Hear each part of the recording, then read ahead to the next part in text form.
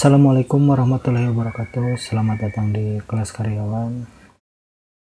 Jadi saya akan menjelaskan sedikit tentang perbedaan web statis dan juga web dinamis. Jadi sebelum kita belajar tentang codingan, database, kita harus paham dulu perbedaan antara web statis dan web dinamis. Jadi berdasarkan teknologi, web terbagi menjadi dua jenis, yaitu web statis dan web dinamis. Web statis dan web dinamis memiliki kesamaan, yaitu menampilkan halaman web di internet yang memuat sesuatu informasi. Web statis adalah web di mana penggunanya tidak dapat mengubah website secara langsung melalui browser. Jadi web statis ini dia hanya menampilkan template saja. Yang dapat merubah dari template itu si programmernya. Sedangkan klien dia hanya dapat melihat saja, tidak bisa merubah dari isi dari web tersebut. Jadi web statis ini dapat diubah secara manual saja. Sedangkan untuk web dinamis adalah situs web yang kontennya dapat diperbaharui secara berkala dan mudah.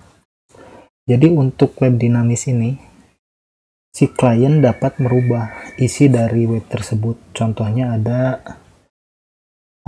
website untuk registrasi.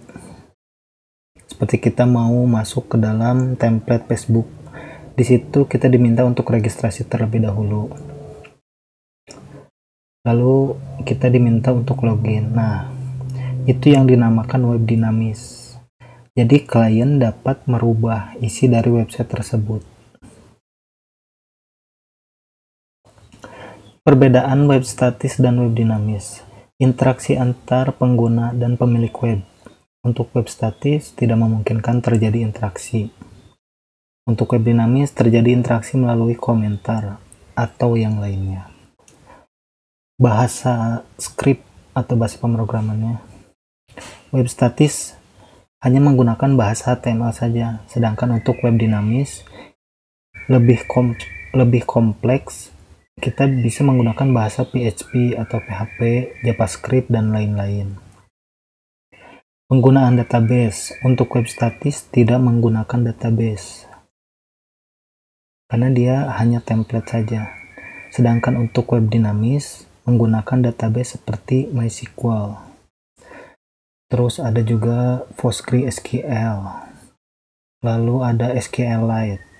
Banyak. Konten. Web statis jarang diupdate karena dia hanya berbasis template saja. Untuk web dinamis lebih sering diupdate. Nah, jadi yang perlu kita siapkan yang pertama adalah text editor. Di sini saya akan menggunakan Sublime Text. Lalu kita membutuhkan web server dan database. Nah, sebenarnya kita bisa install secara manual. Jadi untuk web servernya kita gunakan Apache. Lalu untuk database-nya kita akan menggunakan MySQL. Tapi teman-teman tidak perlu khawatir karena secara manual ini cukup rumit ya bagi pengguna awam. Jadi kita akan mencari alternatif lain. Di sini kita akan menggunakan XAMPP, di mana XAMPP ini bukan database, tapi XAMPP ini adalah database management system. Nah, sebagai contoh lihat simulasi ini. Untuk nomor satu ini SQL statement. Jadi nanti kita akan banyak belajar tentang query SQL. Sebagai contoh, kita akan mengirimkan query SQL untuk menampilkan isi data dari database. Query-nya itu kan insert into terus nama table. Nah, begitu dia kirimkan, masuk ke dalam sistem call, masuk ke dalam database. Di sana dia mencari ada nggak nama table yang kita minta. Contohnya kita akan meminta nama table mahasiswa. Nah, begitu ketemu nama table mahasiswa, dia akan mengirimkan isi dari table mahasiswa.